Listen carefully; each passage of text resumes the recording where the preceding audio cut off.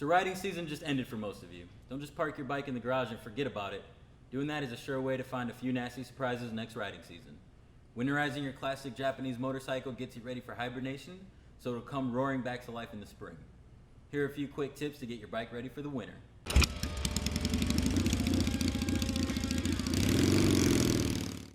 First, invest in fuel treatment.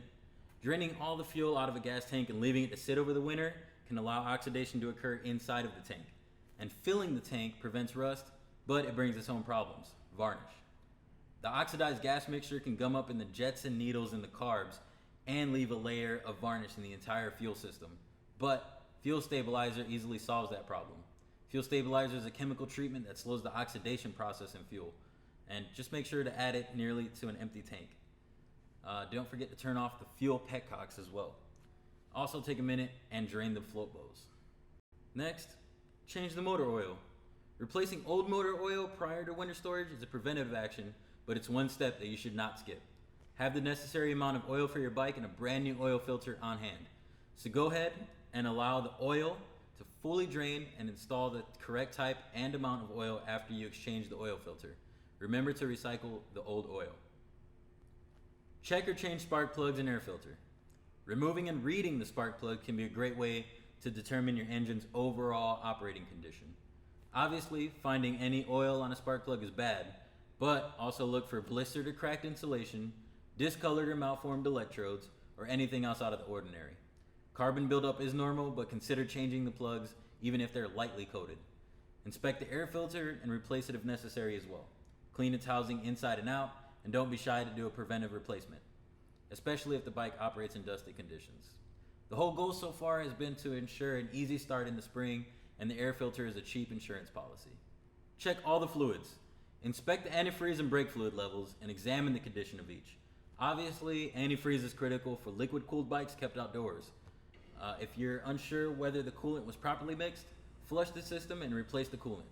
Any moisture the brake fluid has absorbed can become problematic in freezing temperatures as well, so be sure it's fresh and in good condition. Draining and exchanging brake fluid now would also be suggested. Protect your battery. Classic Japanese motorcycle batteries gradually lose their charge over a few months of disuse. If you have a battery tender, it's okay to leave the battery hooked up to the bike during storage. Otherwise, pull the battery off the bike and keep it on the shelf. Placing it on an occasional trickle charge during the winter will ensure it has enough juice to cold start your bike and will make it far less likely to leave you stranded on one of your first couple of rides. Pick up the bike. If at all possible, get the tires off the ground. It's best to use the front and rear stands to get both tires off the pavement, but if the bike has a center stand, use it to pick the rear tire up at minimum. The tires may develop flat spots if the wheels stay in the same position the whole winter. Just make sure you inflate the tire pressure to correct specifications, and at the very least, roll the bike back and forth and park it in different places from time to time, just to prevent that flat spotting. Wash it, wax it, lube it. Give your bike a thorough washing. Be sure to dry it thoroughly as well. Any water left to linger may cause rust spots later. Next, apply a light coat of motorcycle-specific wax or a similar product.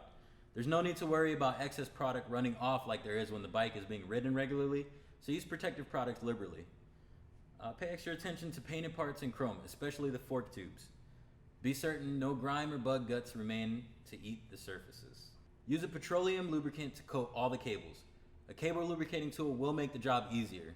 Be sure to oil all the pivot points on the levers and pedals as well. Basically, if it turns, rolls, or pivots, lube it.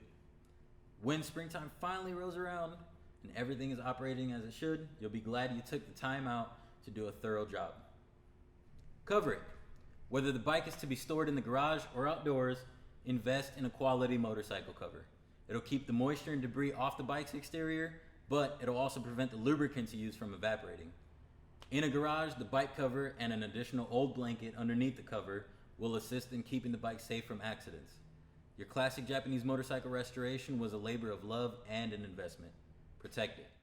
You don't have to neglect your bike just because it's going to be sitting idle for a while.